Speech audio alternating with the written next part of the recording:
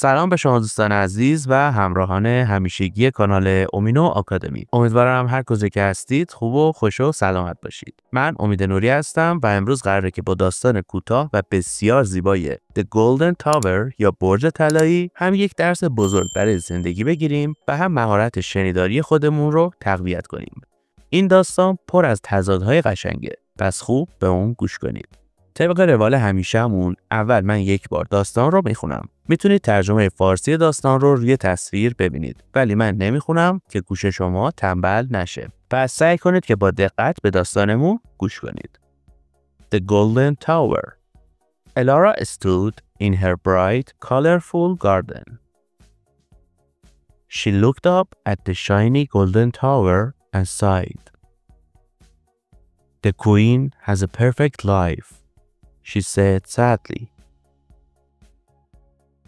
High above, Queen Serafina looked down from her cold room of gold. She saw the flowers and whispered, "The gardener has real happiness." Both women wanted the other's life. They forgot to appreciate the beauty they already had. خب این از داستانمون. لطفا اگر موضوع این داستان برای شما عزیزان جالبه ممنون میشم که همین الان این ویدیو رو لایک کنید. این کار شما به شدت به من انرژی میده و باعث میشه که کانال من بیشتر دیده بشه. و همچنین اگر دوست دارید که داستانهای بعدیمون رو هم از دست ندین حتما توی کانال سابسکرایب کنید. خب حالا نوبت شماست. جملات رو با صدای بلند بعد از من تکرار کنید. این کار عضلات فک شما رو برای انگلیسی صحبت کردن کاملا آماده میکنه. پس حتما جملات رو با صدای بلند تکرار کنید و از هیچ چیز و هیچ کس هم خجالت نکشید. The Golden Tower. Elara stood in her bright, colorful garden.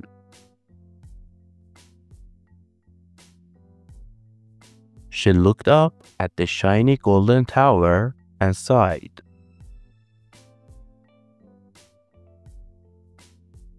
بچه یک نکته کوچیک تلفظی. کلمه sighed به معنی آه کشیدن رو خیلی ها اشتباه میخونن. در واقع اون جی و اچ وسط کلمه خونده نمیشه و تلفظ درستش هست sighed.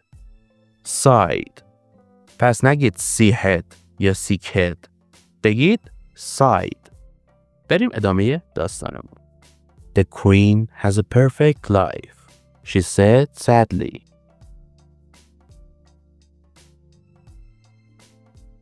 High above, Queen Serafina looked down from her cold room of gold.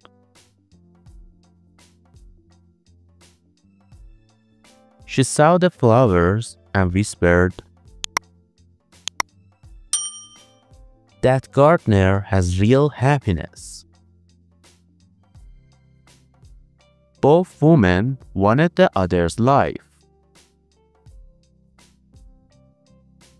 They forgot to appreciate the beauty they already had.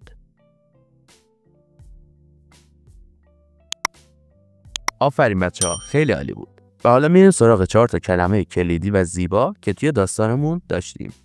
کلمه اول bright. bright به معنی روشن یا درخشان که برای توصیف چیزهایی که نور زیادی دارن یا رنگ‌های زنده‌ای دارن مثل باغ الاره داستانمون استفاده میشه. کلمه دوم sighed. sighed به معنی یک نفس عمیق و صدادار از روی غم یا خستگی، در واقع همون آه کشیدن خودمون. کلمه سوم whisper.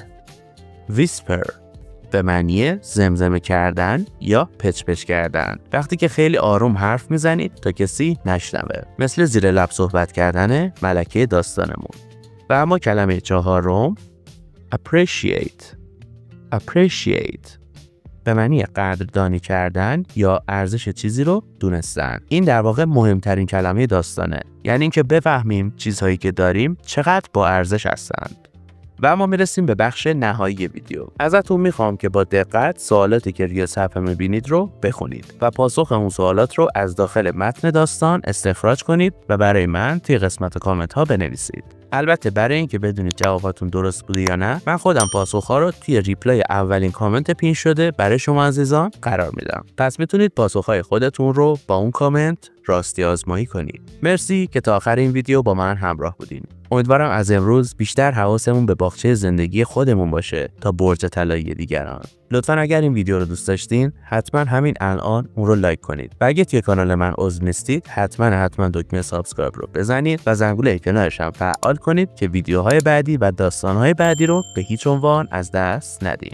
و پیشنهاد میکنم برای اینکه بتونید مکالمتون رو با داستانهای جذاب دیگه تقویت کنید، حتما روی پلیلیست داستانهای کوتاه برای تقویت مکالمه انگلیسی که الان روی صفحه لینکش رو میبینید کلیک کنید. داخل اون پلیلیست پر از ویدیوهای مشابه همین ویدیوه با داستانهای متفاوت که به شما کمک میکنن که زبان انگلیسی رو مثل بلبل حرف بزنید. من امید نوری هستم و اینجا کانال یوتیوب اومینو آکادمی. دمتون گرم که تا آخر این ویدیو با من همراه بودین. توی یک ویدیو دیگه میبینمتون. دوستتون دارم. فعلا خدا نگهدار.